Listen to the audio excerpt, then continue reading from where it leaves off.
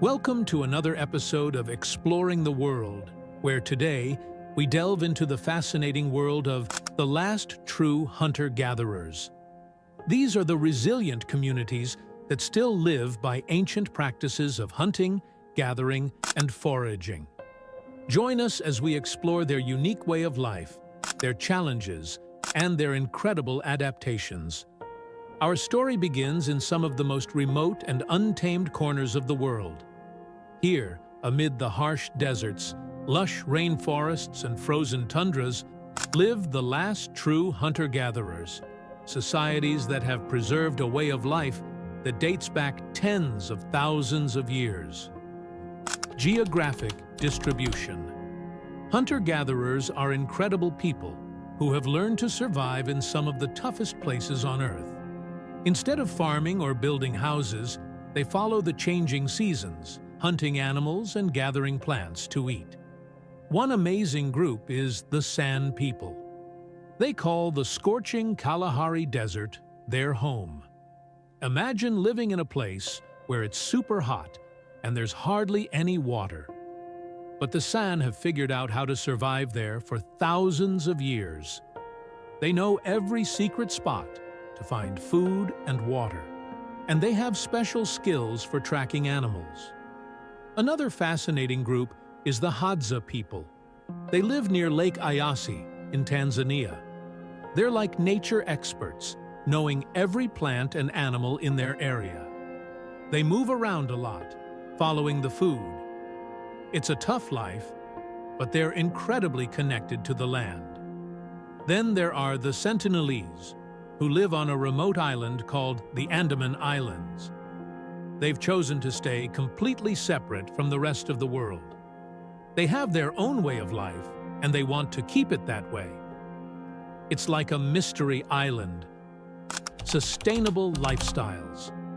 These communities live in a way that carefully balances their needs with the health of the environment. They use their deep understanding of nature to hunt animals, fish in rivers or oceans, and gather plants, all in a way that makes sure they don't overuse or harm the resources around them. This means they only take what they need and leave enough behind so that the environment can continue to thrive. Their diets are varied and change with the seasons. For example, in the spring, they might eat fresh greens and fruits, while in the winter, they might rely on preserved foods. This seasonal eating helps them stay in sync with the natural world, ensuring they use resources when they are abundant and avoid depleting them. In addition to their diet, these communities have a rich tradition of using plants for medicinal purposes. They know which plants can treat various ailments, and this knowledge has been carefully preserved and passed down through many generations. They use this knowledge not just to stay healthy, but also to ensure that they harvest plants in a way that allows them to continue growing for future use. Respect for nature is central to their way of life. They understand that their survival depends on maintaining a healthy environment, so they make choices that protect and sustain the natural world. For example, they might use every part of an animal they hunt, or carefully manage the number of fish they catch to avoid disrupting the ecosystem. Social structures. In hunter-gatherer societies, people are treated equally. Instead of having one person in charge, they make decisions by talking things over and agreeing together. This means everyone has a say in what happens in the community. When it comes to sharing resources, like food, everything is divided among the members of the community.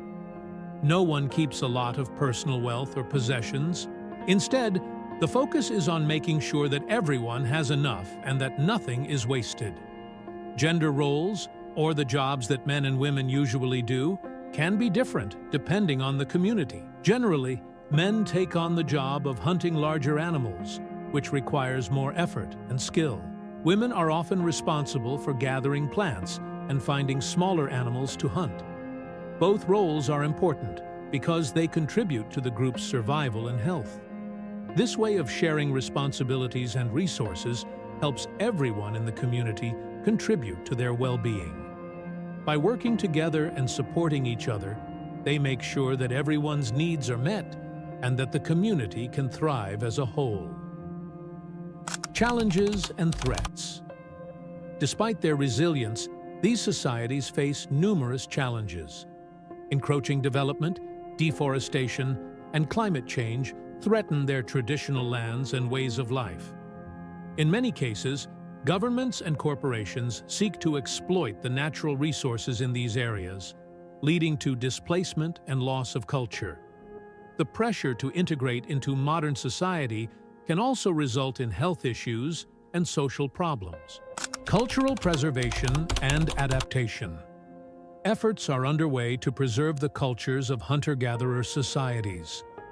Legal recognition of land rights, promotion of traditional knowledge, and protection from external pressures are crucial to their survival. Some groups have adapted by incorporating modern tools or engaging in trade, showing their resilience and ability to navigate the changing world while maintaining their cultural identity. Diverse diets. Hunter-gatherers eat a wide variety of foods depending on where they live. Their diets are adapted to their environment, making use of whatever resources are available. For example, the Inuit people who live in the Arctic mainly eat marine mammals like seals and whales. They also eat fish and some plants, but their diet is mostly focused on animals from the sea, because that's what is available in their cold, icy environment. On the other hand, the Hadza people in Tanzania have a very different diet. They eat honey, which they gather from beehives, as well as tubers, root vegetables, fruits, and meat from animals they hunt. Their diet includes many different kinds of foods because their environment offers a wide range of resources, from plants to animals. This variety in their diets shows how hunter-gatherers are able to adapt to their surroundings by using the resources they have available to them. Traditional knowledge and skills. The survival of hunter-gatherer societies depends on a vast repository of traditional knowledge and skills passed down through generations. This includes tracking and hunting techniques, foraging skills, and knowledge of medicinal plants. For example, the San people are renowned for their tracking skills, able to read subtle signs in the environment to locate game. This deep understanding of their surroundings is crucial for their survival and has been developed over millennia. Spiritual beliefs and practices. Hunter-gatherer societies often have rich spiritual beliefs and practices deeply intertwined with their environment. Many believe in a spiritual connection to nature and its elements. For example, the Aboriginal Australians perform intricate Dreamtime ceremonies that link their ancestors with the land. Similarly, the San people have a complex system of beliefs involving spirits and the natural world. These spiritual practices help maintain their cultural identity and reinforce their relationship with the environment. Health and longevity. Hunter-gatherers generally experience fewer lifestyle-related health issues compared to modern populations. Their active lifestyle and natural diet contribute to their overall health. Many hunter-gatherers have lower rates of obesity, heart disease, and diabetes. However, they are not immune to health challenges. They can face issues related to infections or injuries due to their exposure to the elements and lack of modern medical care. Despite these challenges, many hunter-gatherers enjoy relatively long and healthy lives, aided by their active lifestyle and diet. Language and communication. The languages of hunter-gatherer societies are often rich and complex, reflecting their deep connection to their environment.